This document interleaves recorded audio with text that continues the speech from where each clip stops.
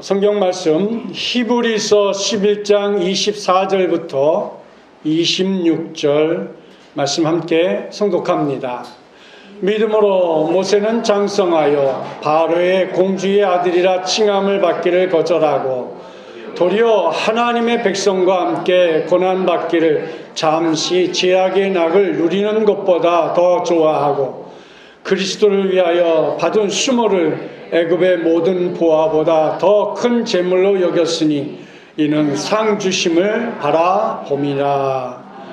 아멘. 우리 옆 사람하고 함께 인사하겠습니다. 오늘 잘 오셨습니다. 한 주간도 복되시기 바랍니다.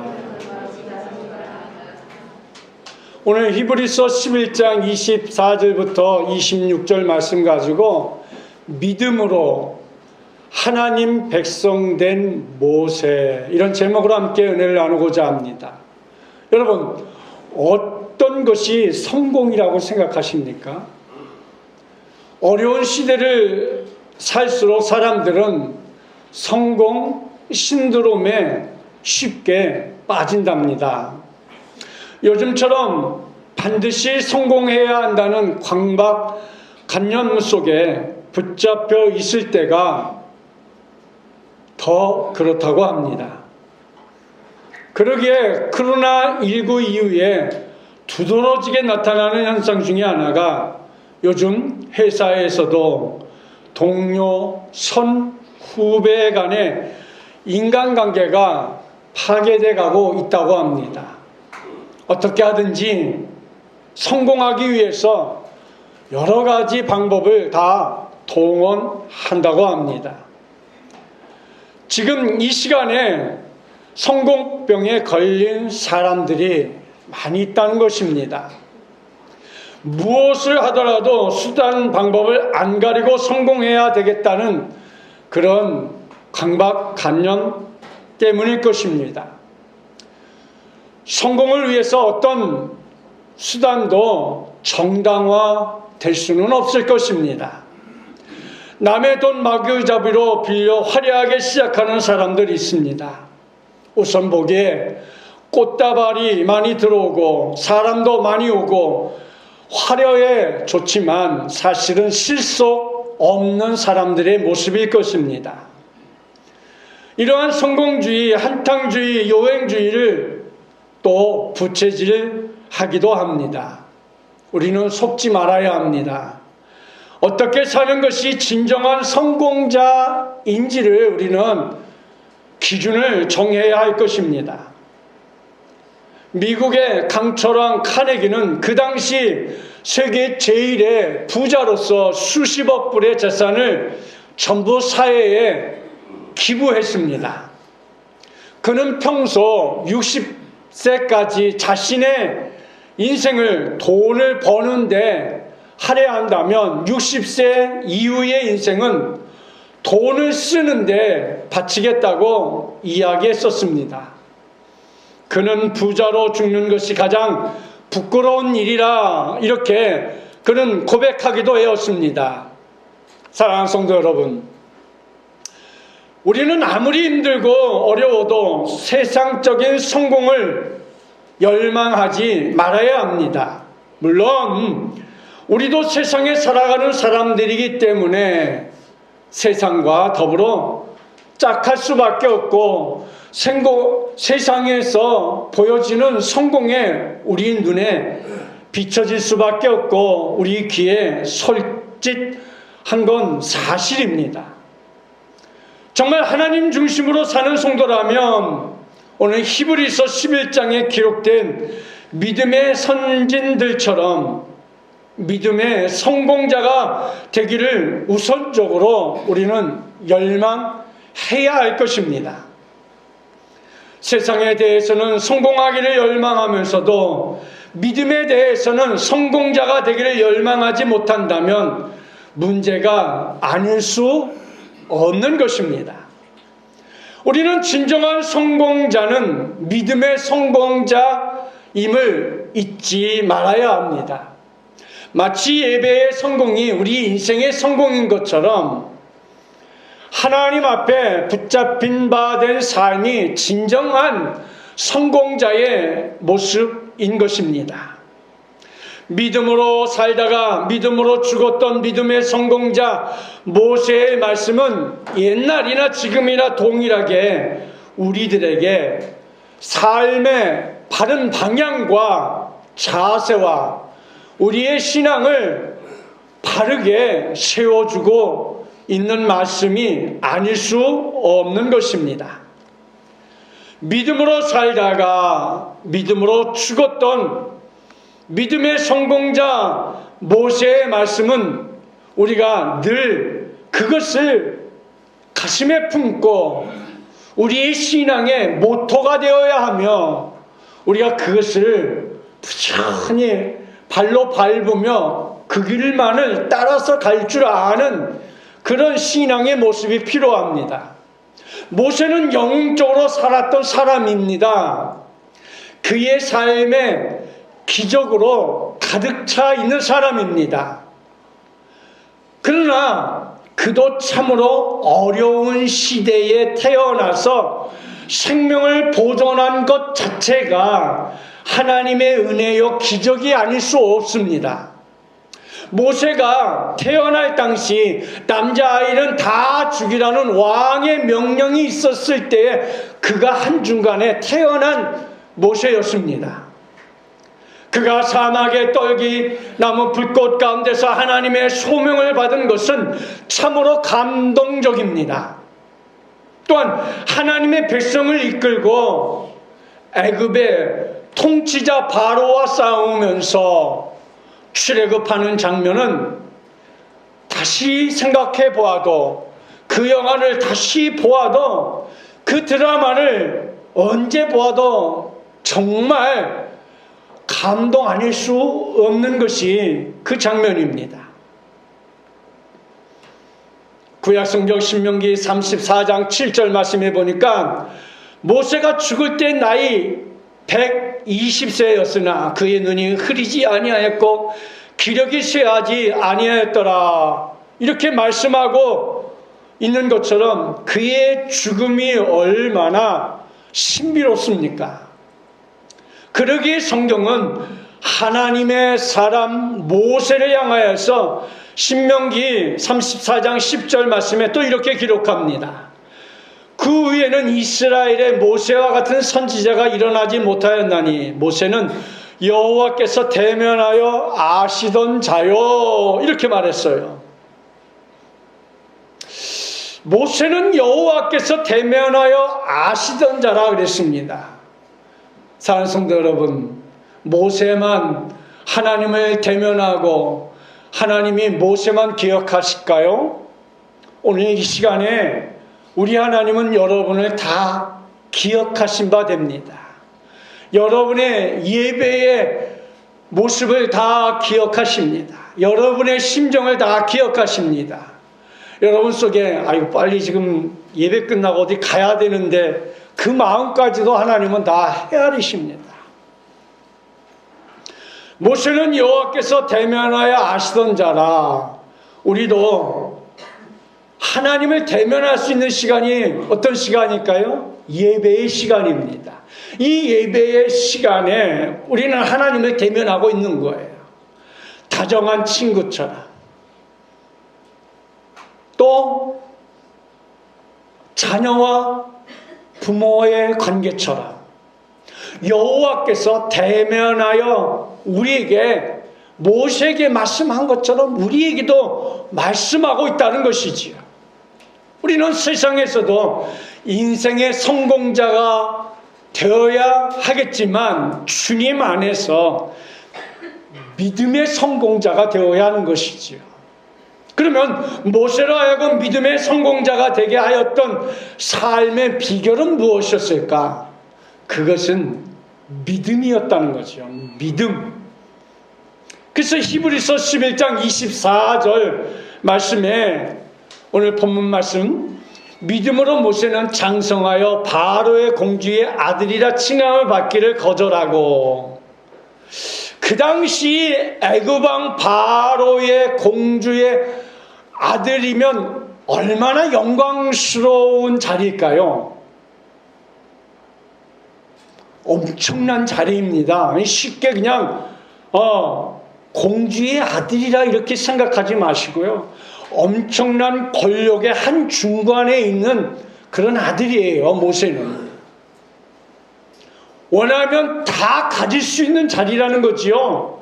모세는 바로 왕의 공주의 아들로 장차 일국의 왕도 될 수 있는 그런 특권을 내려놓고 하나님을 쫓는 사람이 되는 것이지요.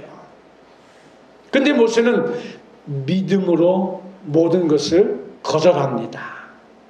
물론 명예 자체가 죄는 아닙니다.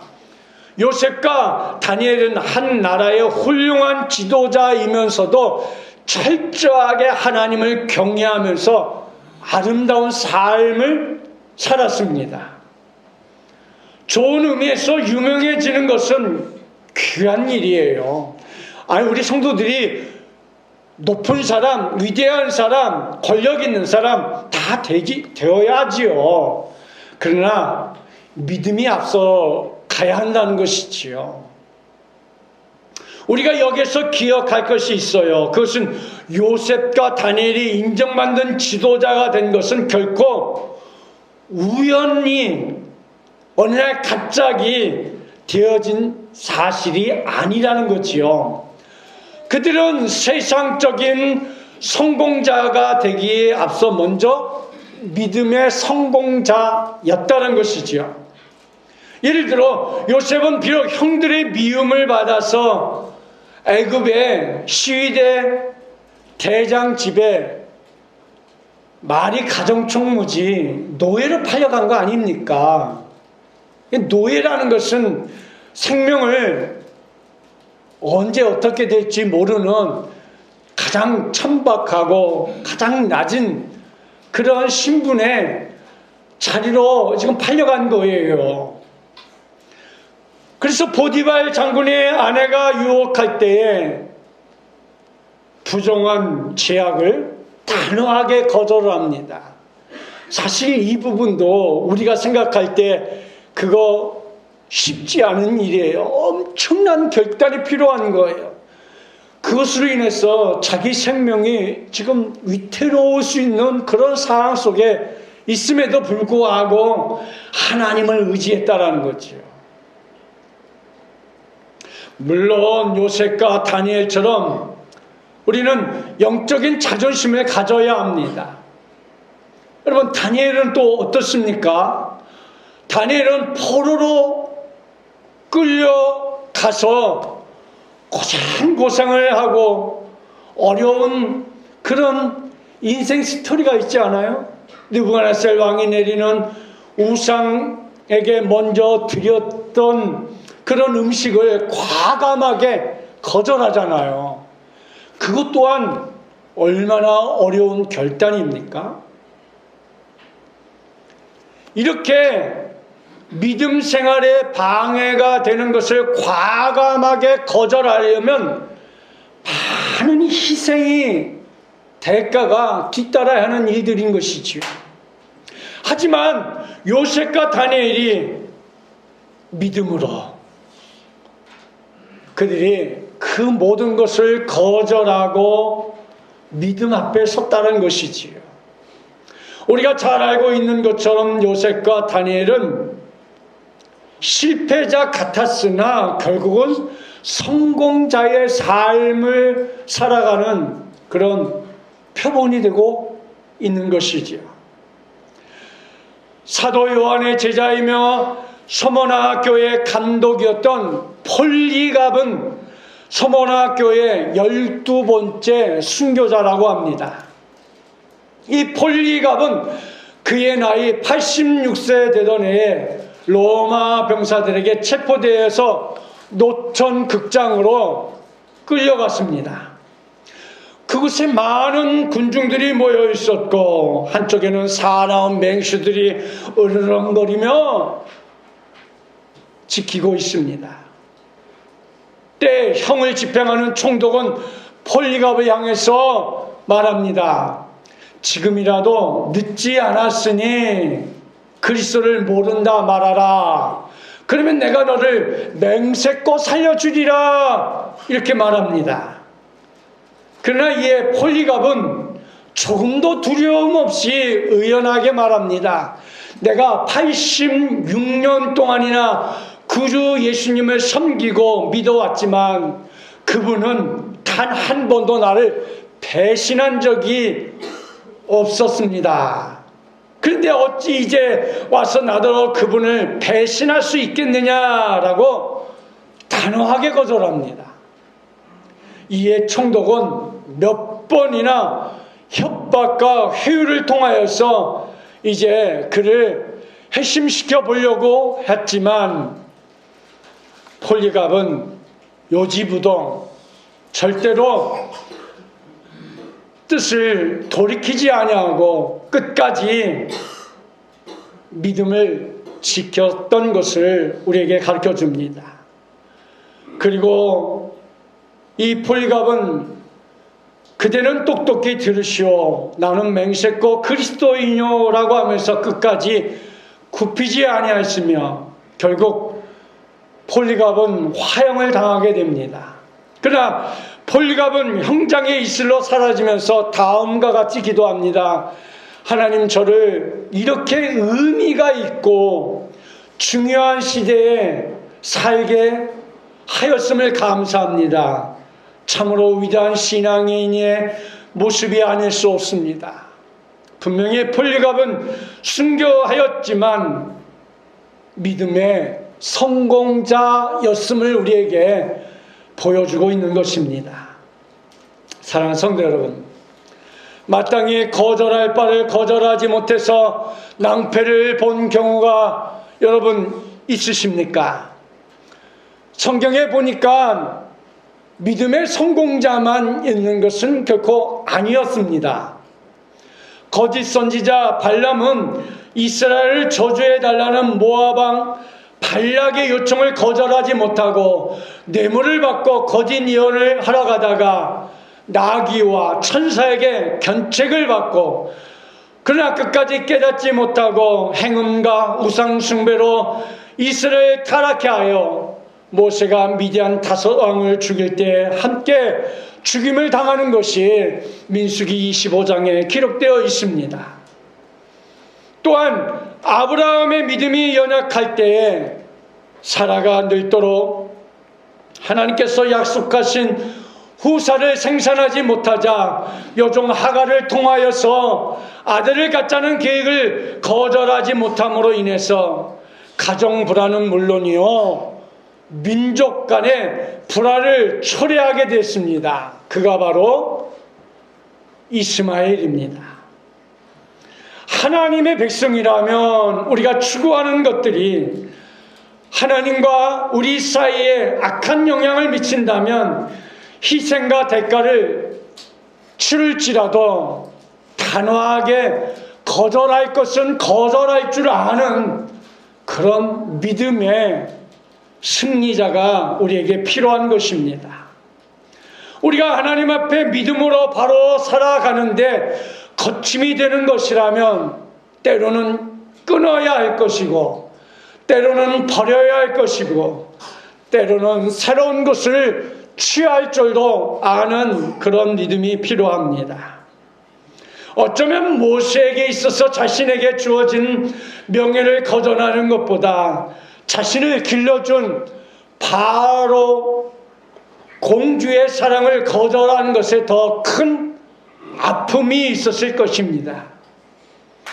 그러나 인간적인 사랑이 하나님과 우리 사이에 금이 가게 한다면 그것은 우상숭배가 될 수 있습니다. 인간에 대한 사랑이 우상이 되어 하나님과 사이에 거침이 된다면 그 사랑은 부패하고 말 것입니다. 모세는 고난받는 것도 좋아할 줄 아는 믿음의 사람이었어요. 고난받는 것을 좋아하는 사람은 없습니다.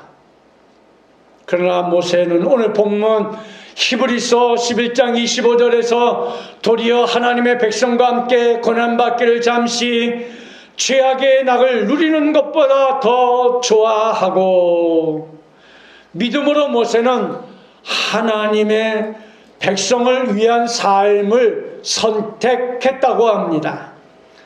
모세는 공주의 아들로서 부귀영화를 누리면서 자라났고 세상으로는 최고의 권세를 오를 수 있는 자리에 있었지만 하나님의 백성들과 함께 고난받기를 죄악의 낙을 누리는 것보다 더 좋아했다라고 오늘 본문에서 기록합니다. 사랑하는 성도 여러분, 그렇습니다. 모세는 40년의 긴 광야 생활 속에서 굶주림에 대한 원망, 목마름에 대한 엉망, 우상을 숨기는 배교의 고통 속에서도 모세는 40년의 긴 광야 속에 굶주림의 모든 것을 다 믿음으로, 목마름의 모든 것을 다 믿음으로, 고난과 역경과 환난의 모든 상황도 다 믿음으로 기다리고 기다리를 40년을 기다릴 수 있는 그 삶, 우리는 어때요? 1년 기다리는 게 얼마나 힘들고 어렵습니까? 코로나 3년 기다렸는데 얼마나 힘들었습니까? 그니 40년을 기다렸다는 것이 여러분 믿어지십니까?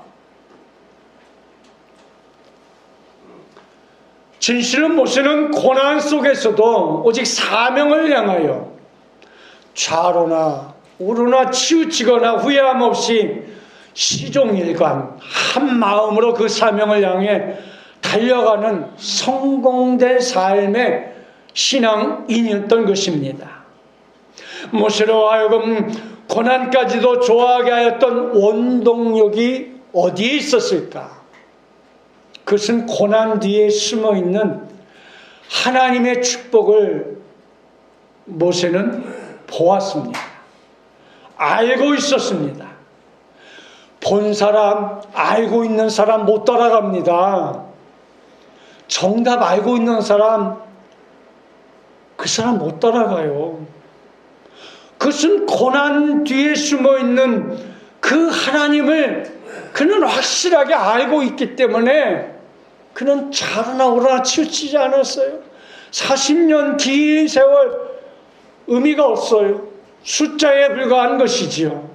우리가 그리스도를 위해 받는 고난은 장래가 약속된 고난인 것이죠. 그래서 사도 베드로는 베드로전서 4장 14절 16절 말씀에서 이렇게 말합니다. 너희가 그리스도의 이름으로 치욕을 당하면 복 있는 자로다.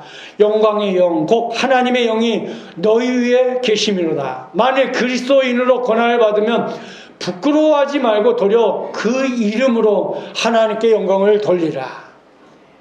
하나님께 영광을 돌리는 삶이잖아요. 그래서 믿음으로 모세는 오늘 본문 히브리서 11장 26절에서 그리스도를 위해 받는 수모를 애굽의 모든 보화보다 더 큰 재물로 여겼으니 이는 상 주심을 바라봅니다. 고난을 받으면 부끄러워지 말고 그 이름으로 하나님의 영광을 돌리라고 하는 베드로 전서의 말씀이나 오늘 히브리서 11장 26절 이는 상 주심을 바라봅니다. 같은 맥락 아닙니까? 모세는 상을 바라볼 줄 아는 사람이었기 때문에 당당하게 거절할 것을 거절하였고 심지어 고난조차도 좋아했던 것이지요. 믿음으로 모세는 그리스도를 애굽의 모든 보화보다 더 큰 재물로 여긴 것이지요. 세찬 비바람에 소나무의 생명력은 더 강해지듯이 세찬 고난에 연단된 신앙 인격은 더욱 성숙해지기 마련인 것이지요. 또 주님을 위해 받는 고난은 곧 주님과 더불어 받는 고난이므로 결국 주님의 고난에 동참했기 때문에 그것은 영광스러운 일이에요. 주님을 위한 고난은 하나님께 영광을 돌리는 일이기 때문인 그렇습니다.